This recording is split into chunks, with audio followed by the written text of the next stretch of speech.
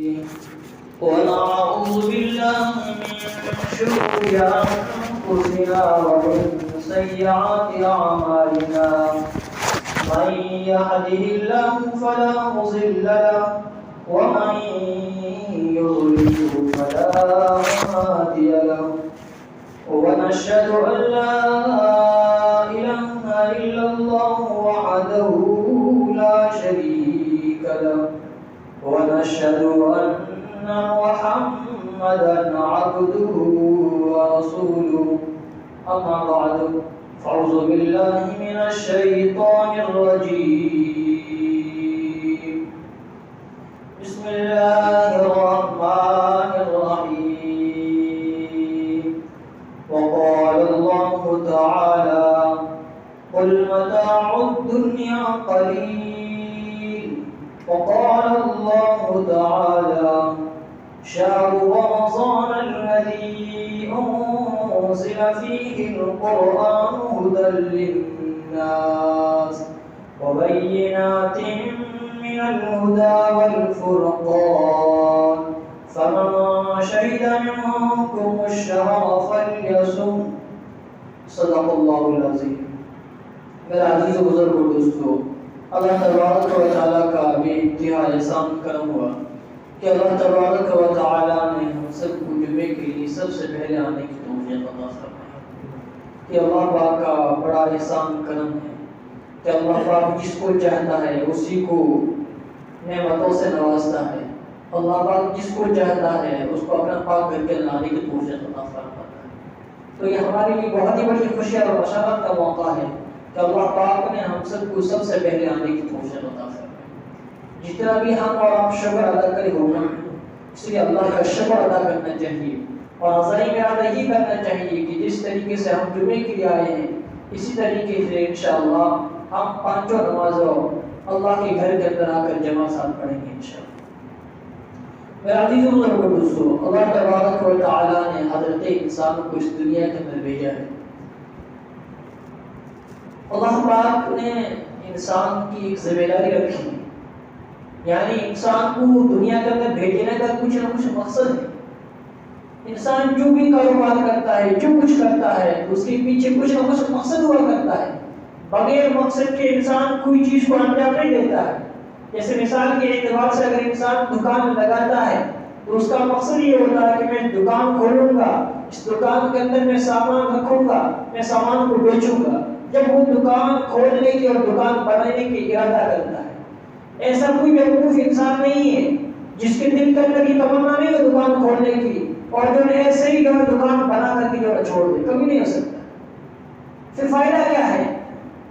پھر دکان بنانے کا مقصد کیا ہے؟ جب انسان ہر چیز کو مقصد سمجھتا ہے. مثال کے اعتبار سے ہم گھر کے اندر جو پنکھا لگایا اس کا مقصد ہوتا ہے کہ ہوا دے. سردی کا موسم ہوتا ہے، گھر کے اندر پنکھا نہیں ہے تو بھی انسان چلا لیتا ہے کہ یہاں سردی کے اندر پنکھے کی ضرورت نہیں پڑے گی. اسی طریقے سے گرمی کے اندر پنکھے کی ضرورت پڑے گی، مقصد ہے کہ ہوا دے. اسی طریقے سے میرا عزیز و بزرگ دوستو، ہمارا آپ کا اس دنیا کے اندر آنے کا ایک مقصد ہے. وہ مقصد ہے کہ ہماری آخرت والی زندگی کیسے بڑھ جائے. یعنی دنیا کو جو زندگی ہے ہماری آپ کی آخرت کی کھیتی ہے. اس دنیا کے اندر ہمیں جو ہے نا اچھے نتائج کرنے ہیں، اس دنیا کے اندر ہمیں اچھے اعمال کرنے ہیں، نیک اعمال کرنا ہے، اعمال صالحہ کر کے جانا ہے تاکہ میرے عزیز و بزرگ دوستو ہم آپ کامیاب ہو جائیں. اور انسان ایسی زندگی گزار کے جائے تاکہ لوگ اس کی زندگی کو دیکھ کے لوگ اس سے عبرت حاصل کریں. انسان کی زندگی لوگوں کے لیے ایک نمونہ ہو، اس طریقے سے انسان زندگی گزار کے جائے. لیکن میرے عزیز و بزرگ دوستو، بڑے افسوس کی بات ہے کہ اللہ پاک نے ہمیں دنیا کے اندر کس لیے بھیجا ہے اور آج ہم کس کے اندر مگن ہو چکے ہیں. ہر انسان کی یہی خواہش ہے، ہر انسان کی یہی چاہت ہے کہ میں کامیاب کیسے ہو جاؤں، میرا کاروبار کامیاب کیسے ہو جائے، میرے گھر والے افراد کامیاب کیسے ہو جائے، میری دکان کے اندر ترقی کیسے ہو جائے، میرے کھیتوں کے اندر ترقی کیسے ہو.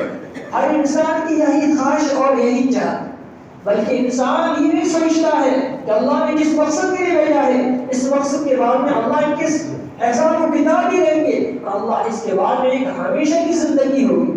ہمیں اور آپ کی زندگی سے چھوڑ کر کے ایک ایسی زندگی طرف منتقل ہو کے جانا ہے جو زندگی کبھی ختم نہیں ہوگی. حدیث کے اندر یوں آتا ہے کہ آخر والی جو زندگی ہے اس کا جو ایک دن ہوگا، یہاں تک کہ دنیا کے جو دن ہے 50,000 سال کے برابر آخر کا ایک دن ہوگا۔ سوچنے کا مقام ہے میرا عزیز بزرگ دوستو، 60-70 سال کی زندگی کے لیے ہم کتنی محنتیں کرتے ہیں، کتنی ہمارے اندر خواہشات پائی جاتی ہیں کہ فلاں کام کرنا ہے، فلاں کام کرنا ہے، لیکن میرا عزیز بزرگ دوستو ہمیں آخر کوئی فکر ہی نہیں ہے۔ جہاں ہم سب کو ہمیشہ رہنا ہے وہاں یہاں تک کہ انسان کو موت نہیں آئے گی، یہاں تک کہ اگر انسان جہنم کے اندر چلا بھی جائے گا تو جہنم کے اندر موت پکارتا رہے گا لیکن اس کو موت نہیں آئے گی، سارا بدن اس کا جو ہے جل کے راکھ ہو جائے گا، اللہ پاک پھر اس کے بدن کو صحیح سلامت بنا دے گا، پھر اس کو جلایا جائے گا، یہاں تک کہ میرا عزیز بزرگ دوستو وہاں جہنم کے اندر لوگ موت کرتے رہیں گے لیکن موت کبھی نہیں آئے گی۔ اس لیے میرا عزیز بزرگ دوستو ہمیں آخرت کی فکر ہونی چاہیے، ہمیں آخرت کی تیاری کر کے جانا چاہیے اور زندگی یوں گزار کے جانا چاہیے تاکہ لوگ ہم سے جو عبرت حاصل کریں۔ صحابہ رضی اللہ تعالیٰ نے زندگی کیسے گزاری؟ ہر ہمیشہ ان کے سامنے آخرت کا نقشہ موجود تھا، ہر ہمیشہ وہ آخرت کو یاد کیا کرتے تھے اور اس طریقے سے زندگی گزارا کرتے تھے۔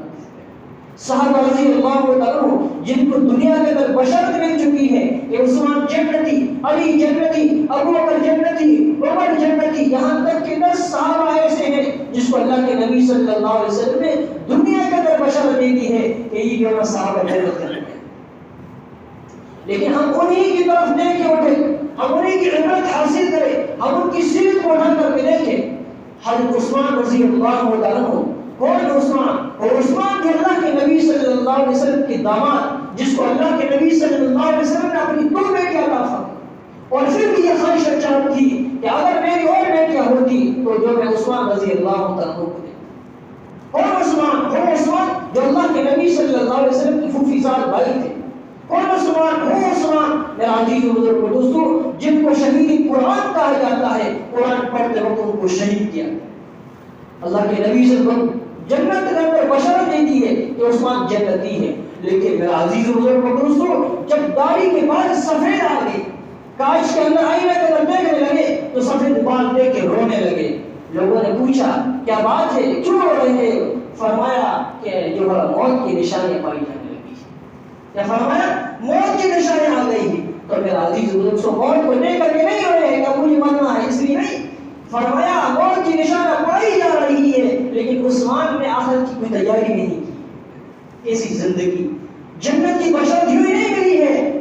کسی انسان کو بشارت ملتی ہے اس کے اندر کوئی خامی ہوتی ہے، اس کے اندر کوئی اچھائی پائی جاتی ہے، جب اس کو جو ہے نا اچھائی کی طرف، اچھائی کے نقطے سے اس کو پکارا جاتا ہے۔ تو جنت کی بشارت یوں نہیں ملی ہے، پھر بھی اچھے کارنامہ کرنے کے بعد جنت کی بشارت مل چکی ہے، لیکن پھر بھی میرا عزیز کیا کہتے ہیں کہ عثمان کی آخرت کی تیاری عثمان نے کچھ نہیں کی ہے، موت کی نشانیاں عثمان کے اندر پائی جا رہی ہے لیکن عثمان نے آخرت کی کوئی تیاری نہیں کی۔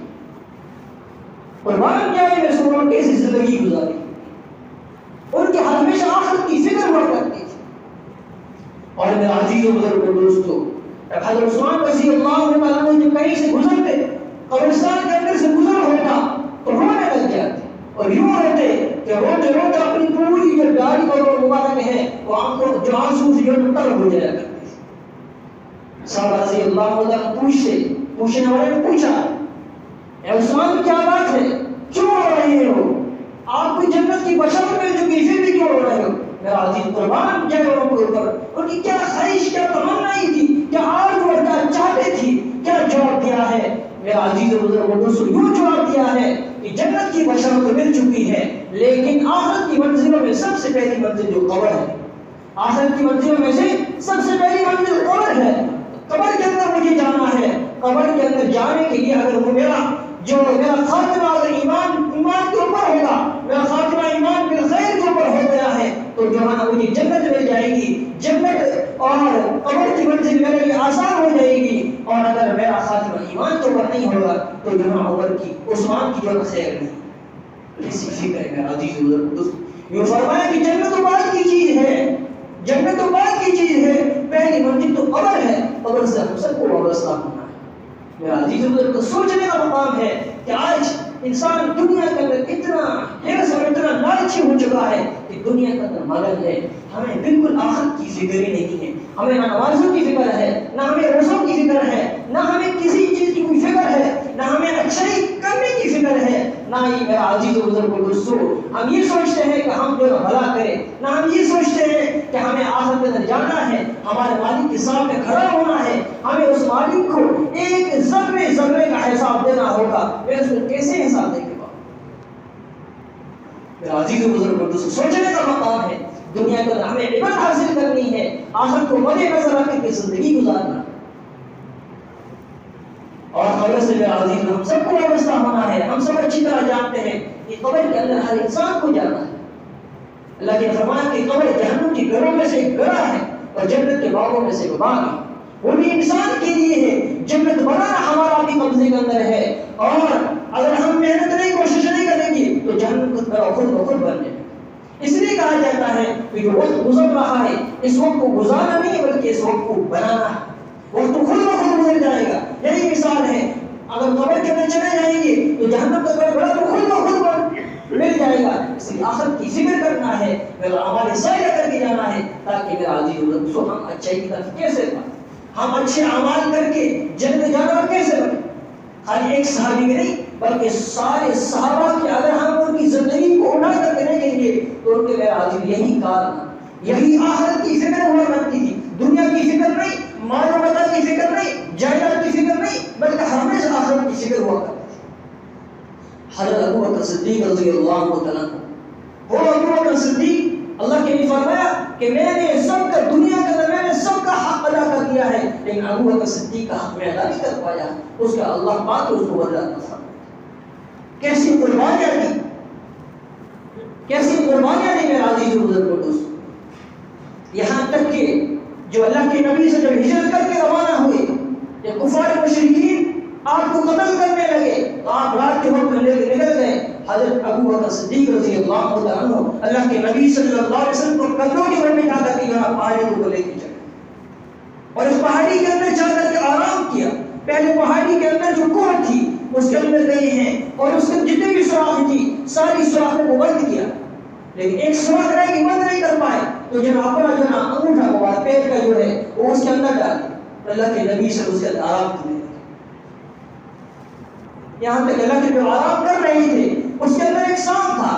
سانپ نے جو ہے ڈس لیا ہے اور پھر پیڑ کے اندر ڈس مار دیا ہے. تو میرا عزیز دوستو گوارا نہیں کیا ہے، تکلیف ہو رہی ہے لیکن اتنا برداشت نہیں کیا ہے کہ میرے نبی کو میں جب نیند کی حالت میں کیسے لے، اتنا بھی گوارا نہیں.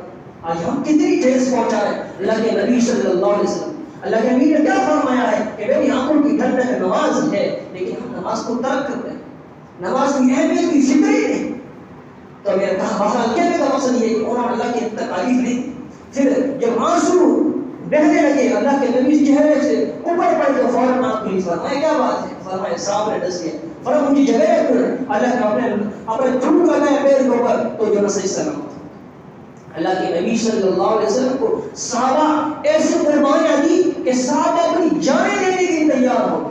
وہ صحابہ کون سے صحابہ تھے؟ وہ صحابہ کس نبی کے امتی ہیں؟ جس نبی کے ہم امتی ہیں اسی کے وہ صحابہ بھی امتی ہیں. عزیزو تب تو اللہ کے نبی سے فرمایا اور صحابہ تم کو ایک مرتبہ مبارک ہو اور جو میرے دل کے اندر چاہت اور آرزو یہ ہے کہ میں اپنے بھائیوں سے جا کے ملوں.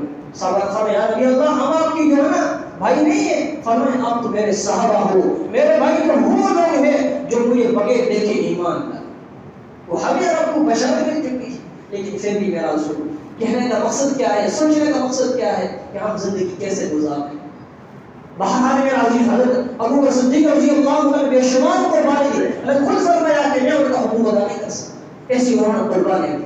لیکن میرا عزیز بزرگ کو بشارت مل چکی ہے کہ ابو بکر جو جنتی ہے. لیکن میرا عزیز بزرگ کو دوستوں جب گزرا کرتے تھے اور جب کہیں چڑیوں کو دیکھا کرتے تھے تو چڑیوں کو دیکھ کر رویا کرتے تھے کاش میں بھی جو نا چڑیا ہوتی تو وہ ایسے ایسا وہ کتاب نہیں.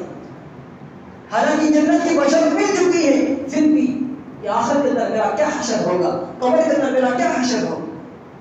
کسی انسان کو اگر کسی چیز کی خوشخبری دے دی جائے کہ جو ہے نا آپ یہاں ایسے آرام سے سو جاؤ، یا ہم آپ کی جو ہے نا دیکھ ریکھ کر رہے ہیں، یا ہم آپ کی ذمہ داری لیتے ہیں، تو وہ آدمی ایسے آرام کے ساتھ نیند سو جائے، کیونکہ اس کو سکون ملے گا، کس چیز کا ڈر ہی نہیں ہوگا۔ لیکن صحابہ کیسے صحابہ تھے، جنت کی بشر میں جو لیکن پھر بھی ہو جاتا تھے۔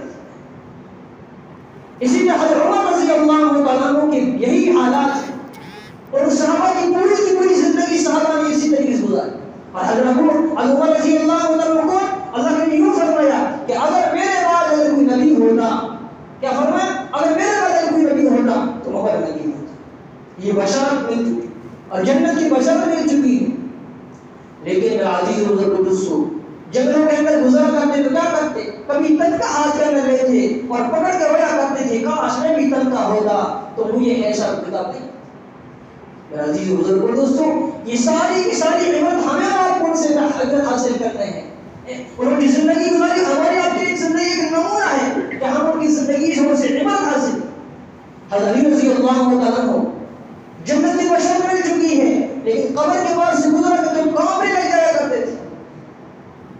کیوں؟ اس لیے کہ قبر کے اندر جانا نہ جانا، قبر کے اندر کیسا حشر ہو۔ اللہ نے فرمایا قبر کے اندر جو کچھ ہو رہا ہے میں جانتا ہوں، تم نہیں جانتے۔ اگر میں جو جانتا ہوں اور اگر تم جاننے لگ جاتے اور تم جو اس کو دیکھ لیتے تو تم مردوں کو دفن کرنا چھوڑ دیتے۔ میرا عزیز بزرگ دوستو، قبر سے ہم سب کو وابستہ ہونا ہے، ان کی کوئی فکر نہیں ہے، ان کے کوئی آخرت میں ہم سب کو ہمیشہ رہنا ہے، ان کی کوئی فکر نہیں۔ انسان ایسے زندگی گزار رہا ہے جیسے جو ہے نا یہ ہمارا سلسلہ یوں ہی چلتا رہے۔ انسان یوں سوچتا ہے کہ میں تو ہمیشہ امر ہی رہوں گا، مجھے کبھی موت نہیں۔ میرا عزیز بزرگ دوستو، یہ تو ہر انسان کا اعتماد اور یقین ہے، ہر انسان کا عقیدہ ہے کہ ہمیں مرنا ہے، تو مرنا ہے کہ اس کے لیے ہم نے تیاری کیا۔ صحابہ نے ایسی تیاری کر کے گئے جو کچھ زندگی ہمارے آپ کی نمونہ اور مثال بن چکی ہے۔ میرا عزیز بزرگ دوستو، یہ قبر کا عذاب کی کہانی قصہ نہیں ہے، قبر کا جو عذاب ہے یہ کوئی کہانی بیان نہیں کر رہا ہوں، حقیقت ہے، یہ حقیقت ہے۔ حضرت عیسیٰ علیہ السلام جو روح اللہ ہے، اللہ پاک نے ہر نبی کو عجیب معجزات عطا فرمائے۔ عیسیٰ علیہ السلام جو مٹی کی چڑیا بنایا کرتے تھے اور اس کے اندر پھونک مارتے فوراً جان آ جاتی، وہ اڑنے لگ جایا کرتے۔ لیکن ایک مرتبہ ایسے گزرتے قبرستان آیا، تو قبرستان کے اندر جاتے ہوئے تیر مارا، قم بإذن اللہ، اللہ کے نام سے کھڑا ہو گیا۔ تو اندر سے وہ شخص نکلا اور نکلنے کے بعد ایسے کانپ رہا ہے، فرمایا کہ تو ایسے کانپ کیوں رہا ہے، تیرے اندر کیا حشر ہو رہا ہے؟ فرمایا میں کانپ کیوں نہیں؟ فرمایا پھر بھی تیرے سامنے کیا حشر ہو رہا ہے؟ فرمایا کہ جو مجھے موت کا جو جھٹکا لگا تھا، مجھے جو موت کا جھٹکا آج سے پہلے کبھی لگا تھا، وہ اس کی جو موت کی جو تلخ، موت کی جو کڑواہٹ ہے، وہ آج تک میرے حلق سے باہر نہیں آئی، ابھی تک حلق کے اندر ہے۔ یہ موت آنا کوئی معمولی چیز نہیں ہے۔ آج انسان کہتا ہے اس کو موت تو اچھی طرح کوئی خبر ہی نہیں پڑی، اللہ ہی بہتر جانتا ہے، خبر تو نہیں ہے میرا عزیز دوست۔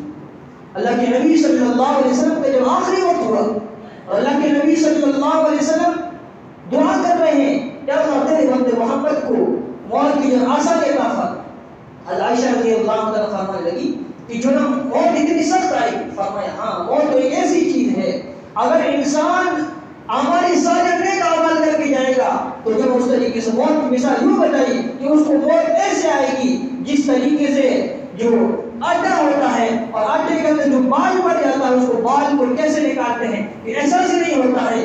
دیندار بندے کو موت اس طریقے سے اور جو انسان اللہ کا نافرمان ہوتا ہے، اللہ کا باغی ہوتا ہے، اللہ کے حکموں کو توڑنے والا ہوتا ہے، احکام شریعت کو مذاق بنا دیتا ہے، احکام شریعت کو عمل نہیں کرتا ہے، میرا عزیز خدا ہی بہتر جانتا ہے، اللہ ہم سب کی حفاظت فرمائے اس کو موت۔ میرا عزیز بزرگوں دوستوں، اس طریقے سے موت آتی ہے کہ جو ریشمی کپڑا ہوتا ہے اور اس کو کانٹوں کو رکھ دیا جائے، پھر اس کو جو کپڑے کو کھینچا جائے تو اس کو کپڑا جو چھلنی ہو جائے۔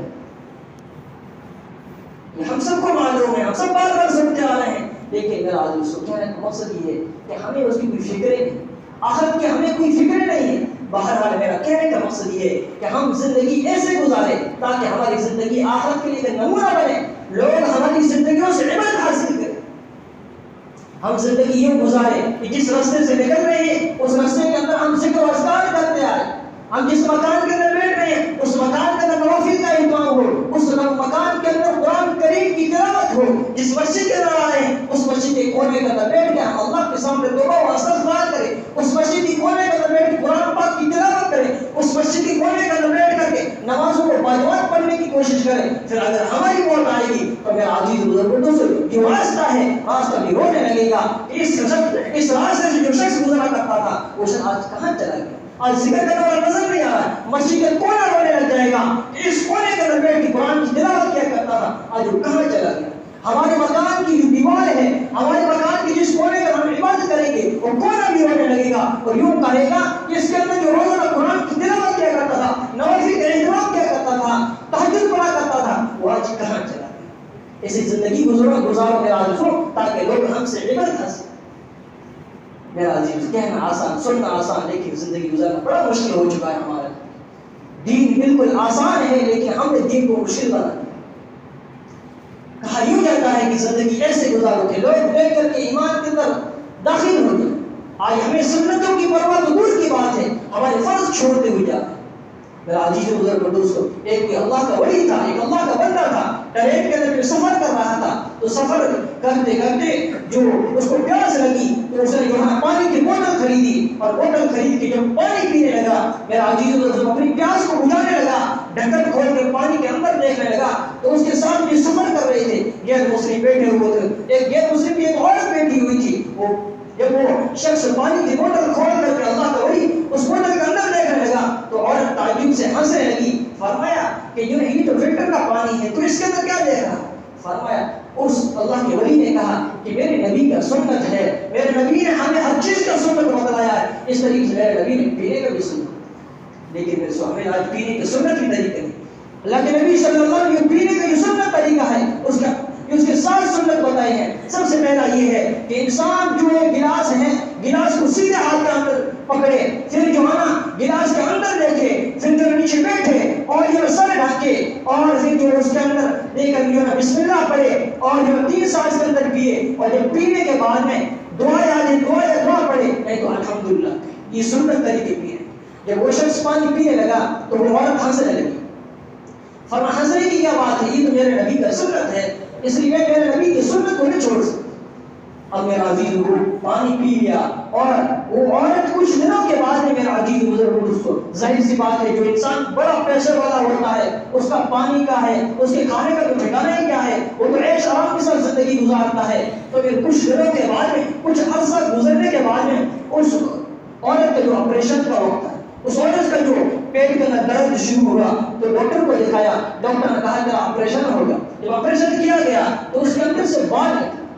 اب وہ عورت کو تعجب ہوا کہ ہاں حقیقت بات ہے کہ جو ٹرین کے اندر جو شخص مجھے کہا کرتا تھا ان کی سنت پر عمل کرنا بہت ہی بڑا فائدہ تھا.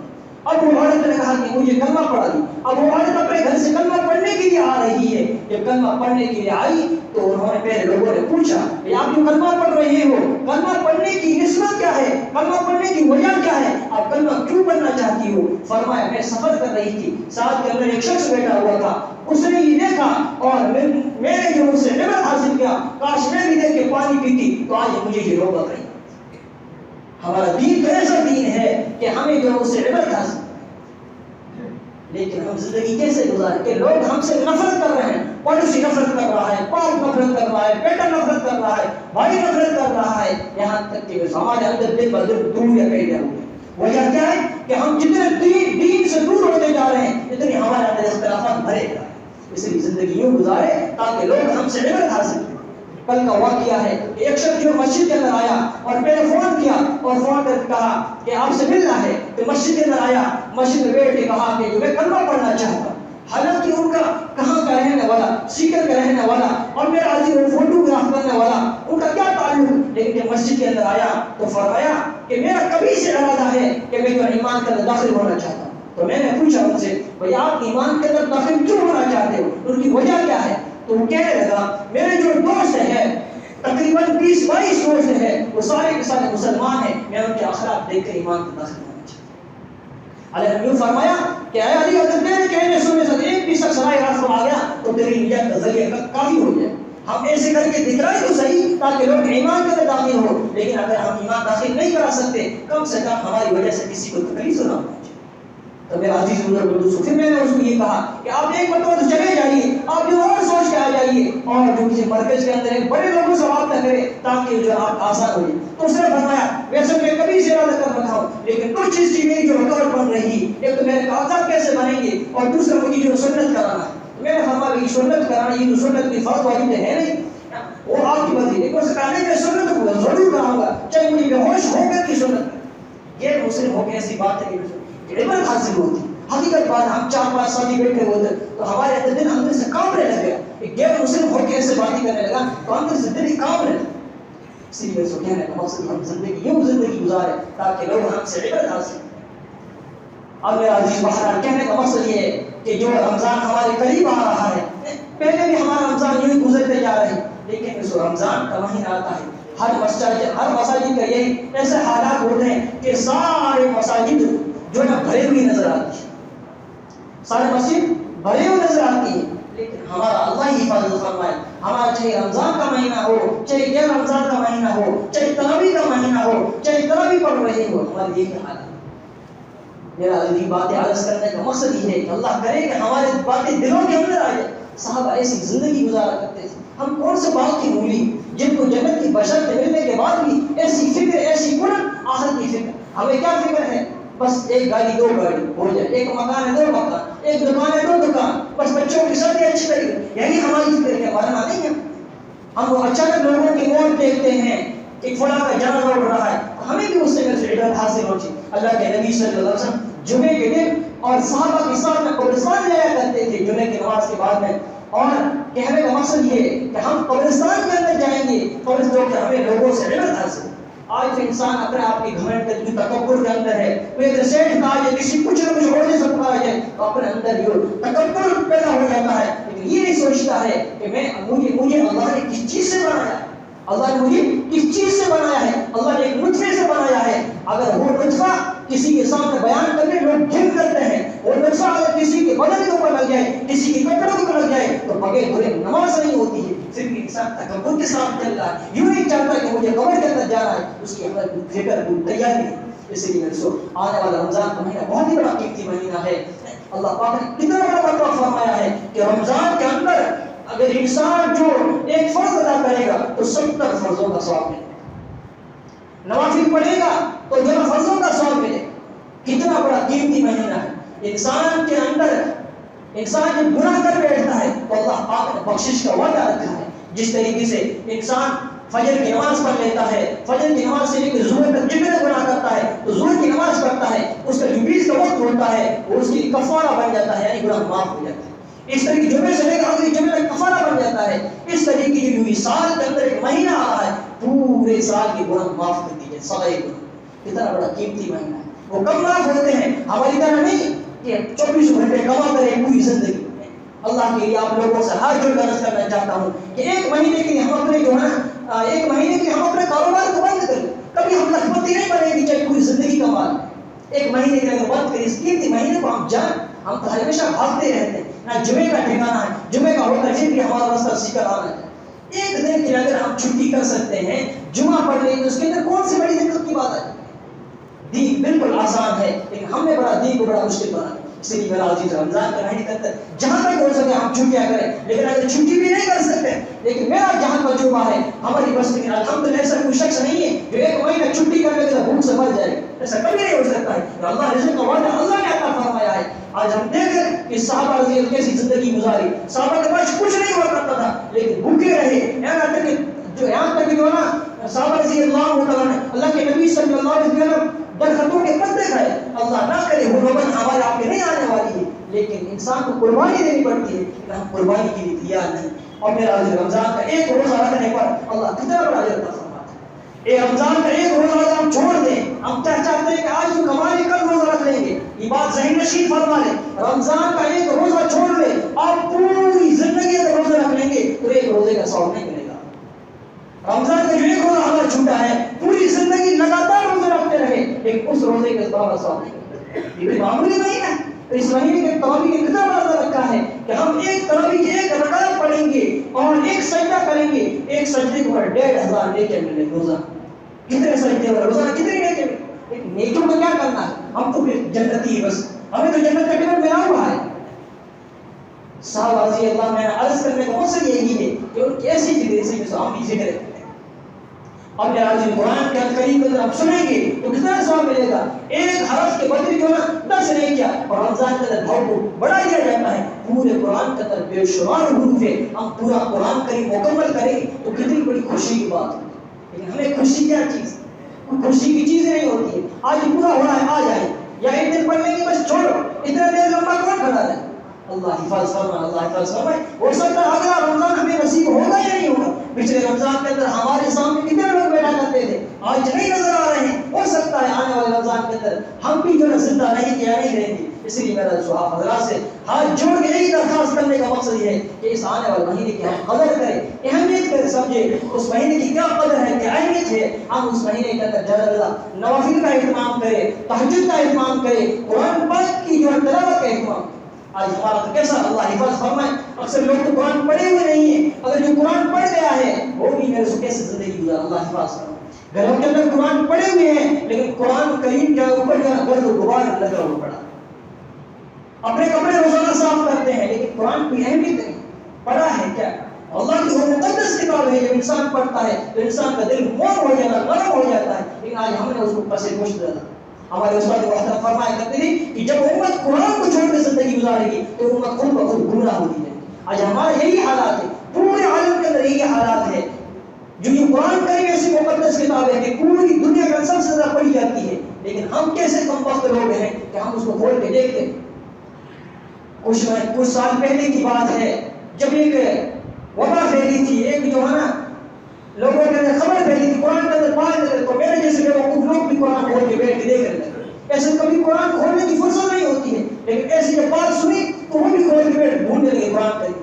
کیسی جہالت ہمارے, اللہ حفاظ فرمائے. تو بہرحال میں سے کہنے کا مقصد یہ ہے کہ ہم اس مہینے کی جو ہر مہینہ ہے انسان اس کی تیاری کرے. اللہ نے کیسے تیاری کرتے تھے کہ شعبان کی پورے مہینے کے اندر اللہ کے نبی سے روزہ رکھا کرتے تھے. صرف 27-28 کو جو روزہ نہیں رکھا تھے بلکہ پورے مہینے روزہ رکھا.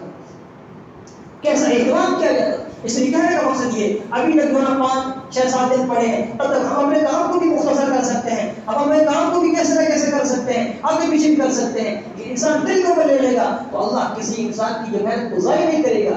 لیکن انسان اپنے آپ کو بدلنے کی کوشش نہیں کرے گا تو اللہ اس کسی انسان کو بدلنا نہیں چاہتا ہے. اس لیے دوستوں ہم اپنے آپ کو بدلنے کی کوشش کریں, ہم اپنے جو عزائم ارادہ کریں. اب میرا ایک ہمارے اندر اکثر ایک بات عام پائی جاتی ہے جو صدقہ کے تعلق سے, جو صدقہ فطر ہوتا ہے وہ تو میرے جو غریب لوگوں کو دیا جاتا ہے یا مدارس کے اندر دیا جاتا ہے, لیکن جو عام صدقہ ہوتا ہے اکثر یہ بات میرے سامنے کئی میں کبھی سے دیکھ رہا ہوں. اکثر لوگ کیا ہوتے ہیں, سب سے پہلے ہم پوچھتے ہیں آنے والے بھائی صدقہ لے گا, صدقہ لے, تو صدقہ کے اندر کون سی مصیبت.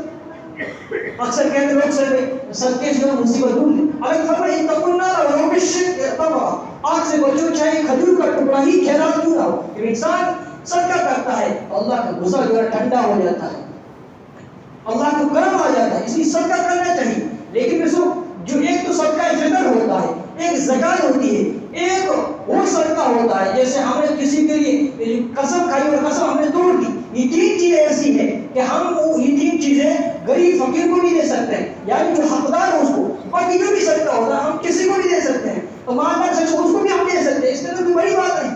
اکثر لوگ پہلے پوچھتے ہیں تو صدقہ دے. اب ہم کیا سمجھتے ہیں کہ اس سے جو بڑا دور ہوتی ہے تو جو یہ لینا جائز ہے. کیسی ہماری روح سے انسان کو صدقہ دینا چاہیے. اللہ کی رحمت جوش, اللہ کا یہ غصہ ٹھنڈا ہو جاتا ہے اور انسان کی پریشانی دور ہو جاتی ہے. انسان صدقہ ہمیشہ کرنا چاہیے. تو صدقے کے طور پر ہم سب کو دے سکتے, اپنی بہنوں کی کپڑے وغیرہ بھی دے سکتے صدقے کے طور پر, یا جو ہے نا اپنے جو لڑکیاں وغیرہ اپنے رشتے دار ہیں پھوپھے ان کو بھی صدقے کے طور پر ہم کپڑا دے سکتے. لیکن جہاں تک ایسے صدقہ دینے کا جو بہتر افضل صدقہ وہی ہے جو انسان کو جس چیز کی ضرورت ہو تو وہ دے, وہ سب سے افضل. جیسے مثال کے اعتبار سے مجھے پیسوں کی ضرورت ہو, اب کوئی شخص جو ہے مجھے گوشت لا کے دے کہ آپ کو جو ہے گوشت لینا ہے, یہ جو ہے بہترین صدقہ. تو کہنے کا مقصد یہ ہے ہم جس کو بھی صدقہ عطا دے تو سب سے پہلے ان کی حیثیت دے, سب سے افضل گوشت کا بھی صدقہ ہو جاتا ہے.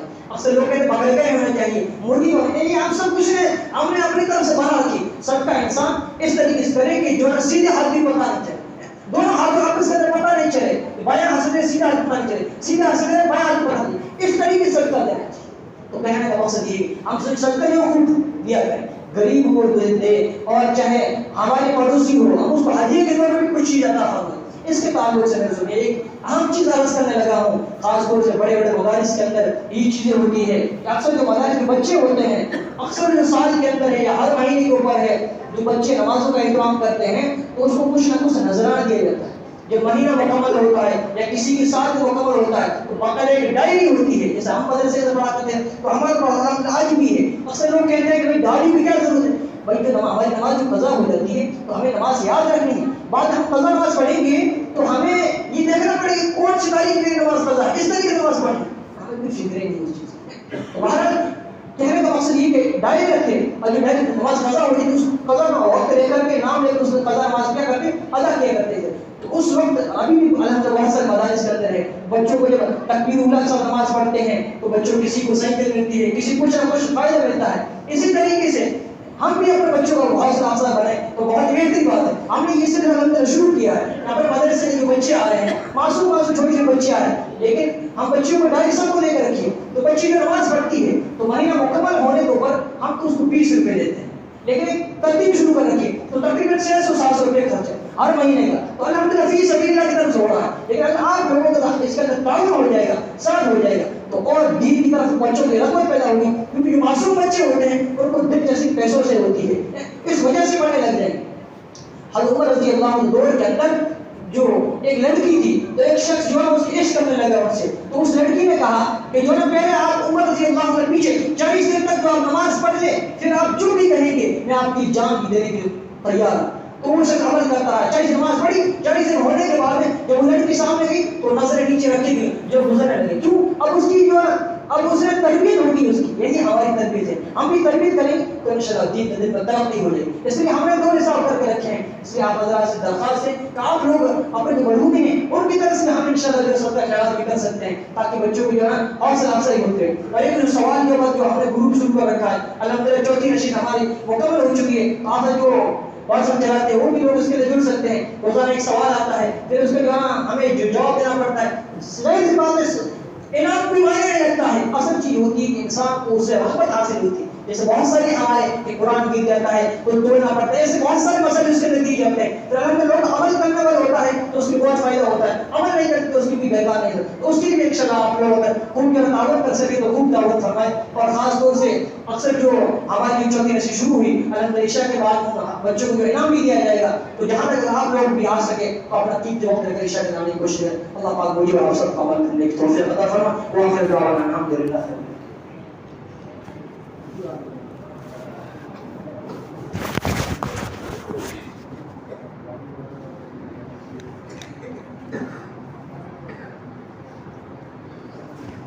اللہ اکبر اللہ اکبر اللہ اکبر اللہ اکبر اشہد ان لا الہ الا اللہ اشہد ان لا الہ الا اللہ اشہد ان محمدا رسول اللہ اشہد ان محمدا رسول اللہ حی علی الصلاۃ